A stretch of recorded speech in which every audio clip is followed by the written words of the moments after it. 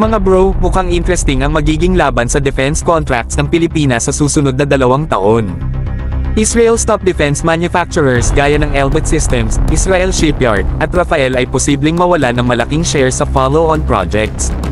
Ang dahilan, may strong competition mula sa France na handang magbigay ng comparable alternatives para sa parehong naval at land systems.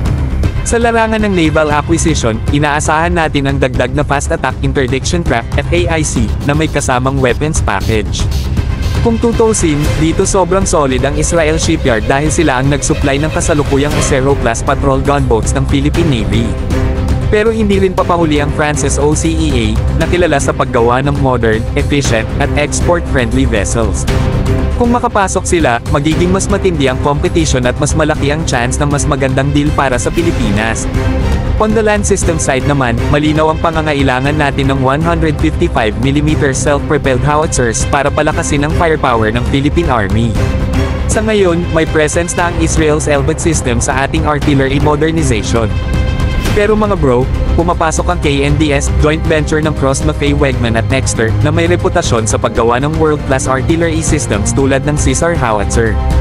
At kung gagamitin ito sa comparison, malakas ang hatik ng French offering lalo na kung mas competitive sa presyo at support package. Dagdag pa dyan, MBDA mula France ay may dalang sariling edge sa missile systems integration. Kung ang plano ng Pilipinas ay maghanap ng mas integrated solution para sa FAICs at artillery fire support, posibleng makuha ng MBDA ang upper hand. At kung ikukumpara sa Israel's Rafael at Elbit, parehong malakas ang record.